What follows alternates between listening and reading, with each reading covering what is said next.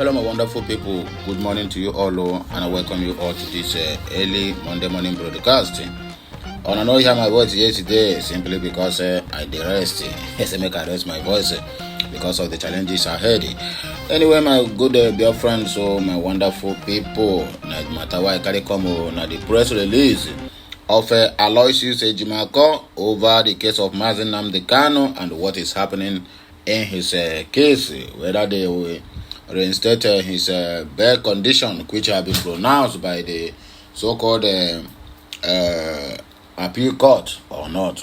Anyway, now there's some contradictions on that matter. That is what Aloysius Ejimako is here to clear to the general public. So please, I want to. The message might be a little bit longer, but please, I beg you, if you truly believe in Biafra, if you truly Biafran, if you truly believe on the ideology of Biafra, please listen to this message from beginning to the end. It will help us a lot in this our struggle, and it will also help us a lot to know how to pursue the release of Mazi Nnamdi Kanu, whether physically or spiritually or thereabout. So please, I urge everyone who encounters this video to watch it till the end, because everything will not be chaff. It might be a little bit longer, but just take your time to listen to it. It will help us a lot. So please, when you get, as you are watching, make sure you share, you like, you comment, and make sure you keep subscribing, because more of these videos will be coming your way on daily basis. Press release from Aloysius Ejimako to all media and general public. Kori Godom, Mazi Nnamdi Kanu never gave any conditions for his trial, as some media outlets have reported. So Ejimako is here to clear the air. My attention has been drawn to some publications in the media purporting that at the last hearing of his case on the 17th of April 2024, Mazi Nnamdi Kanu have given conditions for his trial. By this press release, I wish to make it clear that any such a publication, regardless of how well intentioned, is misleading. For avoidance of doubt, below is the true state of affairs on the issue of Mazi Nnamdi Kanu to proceed. As we are moving forward. Number one is at the last hearing on the 17th of April 2024, the main issue before the court was our application to have Kanu's bail reinstated in line with the clear and unequivocal pronouncement of the Supreme Court on its judgment of 15 December 2023. Number two, the kernel of our argument for bail restoration pivots on the determination made by the Supreme Court to the effect that Kanu's bail was revoked in error based on the mispresentation of false premise that he had jumped bail, of which the Supreme Court made a finding that he did not jump any bail. Below is part of what the Supreme Court has stated. You can see the pages from 10 to 13 of the judgment and attached to this press release, where there's pages and I might not attach it or be read it one after the other. So you can log on to www.x.com, formerly known as Twitter, and go to Aloysius Ejimako, the lead counsel to Mazi Nnamdi Kanu, his X handle page. You can get the whole documents there. It's either you download it as a hard copy and go through it one after the other. So please, I encourage anyone who is hearing me to do that ASAP. The respondent was on bail and therefore in custody of the law when his home was illegally invaded by heavily armed military officers of the appellant, causing him to flee from his home and the country to secure his life. In the face of such an attack, it was responsible for him to flee to secure his life and physical well-being. That is what any normal and reasonable human being would do in that circumstances, to prevent or to preserve his life and physical well-being. It is glaring that the consequences of that attack were intended or foreseeable. This is not arguable. The appellant's official knew that their invasion of the respondent's home caused him to turn away to secure his life and physical well-being.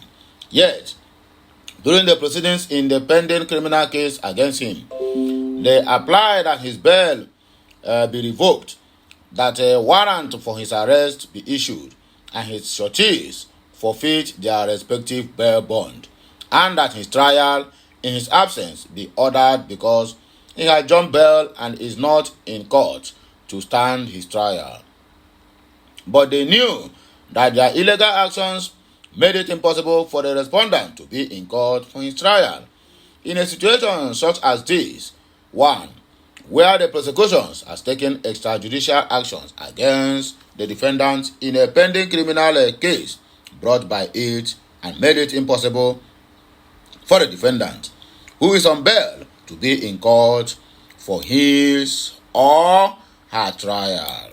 It is wrong to treat such a defendant as having jumped bail in the sense that he is running from persecution or running to avoid persecutions.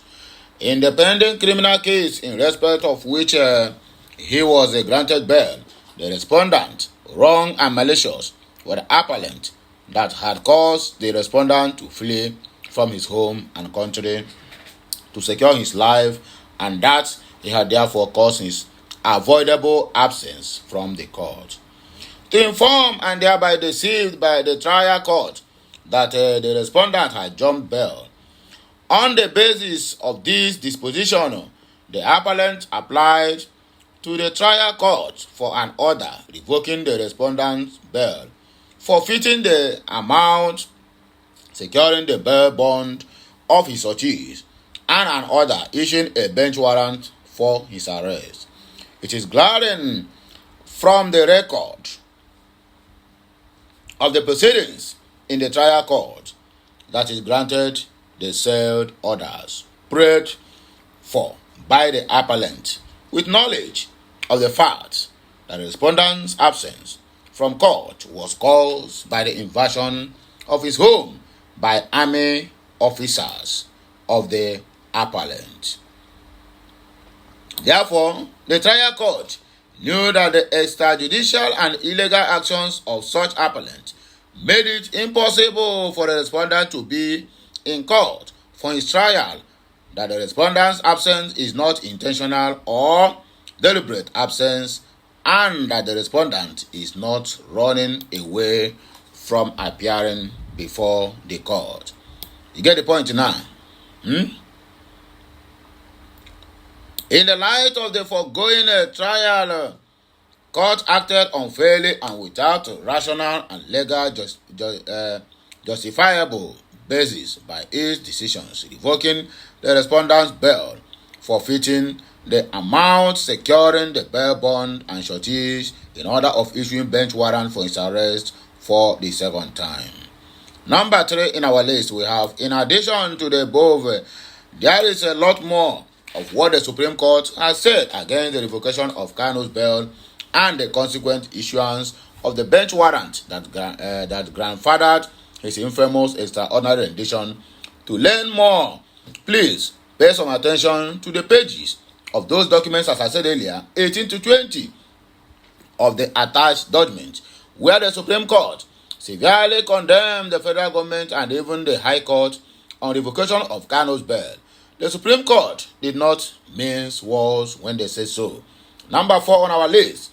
It is on the basis of this pronouncement that we had made a vigorous submission on the 17th April that the Fulani High Court is bound to restore Kanu's bail as demanded by the Constitution of Section 287, subsection 1. Thus, the decision of the Supreme Court shall be enforced in any part of the Federation by all authorities and persons, and by courts with subordinate jurisdiction to that of the Supreme Court. Number 5 on our list. We further advance the common sense argument that bail restoration is the next best alternative that will engender the environment for the accelerated trial court had ordered, because it will put an end to the stringent DSS detention conditions, which have posed grave risk to Kanu's trial, fair trial, rights as guaranteed under the Constitution of the Fulani Control Government of Nigeria. Number 6. For good measure, we stress the obvious point to the court that it is against the ethics of the legal profession for any lawyer to advise a client to succumb to trial while his detention conditions are not conducive to his constitutional right to the unhindered access to counsel and the adequate facility to prepare his defense. It is even more egregious in the case of Nnamdi Kanu because most of the charges he is facing carry a death penalty. The foregoing is a summary of the case in chief we had presented in court on April 17 of 2024. We never present any conditions. We don't even fancy ourselves as possessed of the coercive wherewithal to present conditions to the court of Nigerian state. Abusing strong legal arguments is not tantamount to giving whatever conditions they are protruding on the general public. Thank you, and this message is signed by Aloy Ejimako Esquire for Mazi Nnamdi Kanu's legal team. So reactions, thank you so much for our Supreme Court. This one is coming from Kenny, our Supreme Court Justice of Biafra. All of you are doing a good job. Both Barrister Ifeanyi Ejiofor, keep up the good work.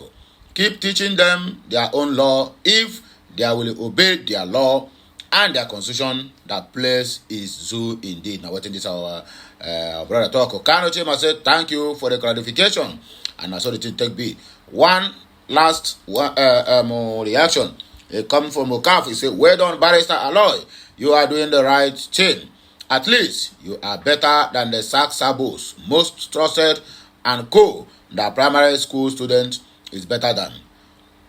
The level job fight who is in Finland when he cannot do the one at home.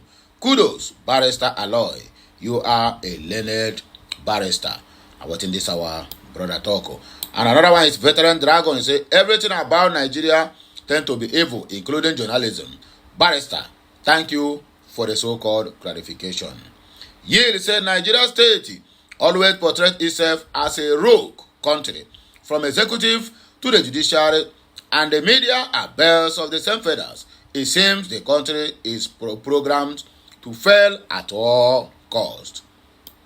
Maxwell Emmanuel said, by your comprehensive report, it is right to say that the Nigeria state are deliberately flouting their established laws in flagrant defense of the rules, travesty of laws. They are enjoying this because Igbo man is defendant and not the born to rule and their compatriot West. Anyway, my people, now here we go take back break. I beg make una help me like, share, comment, and make sure you keep subscribing to my channel for more and more interesting videos coming your way. My name is still remain Amandia Neze. Kemesiano.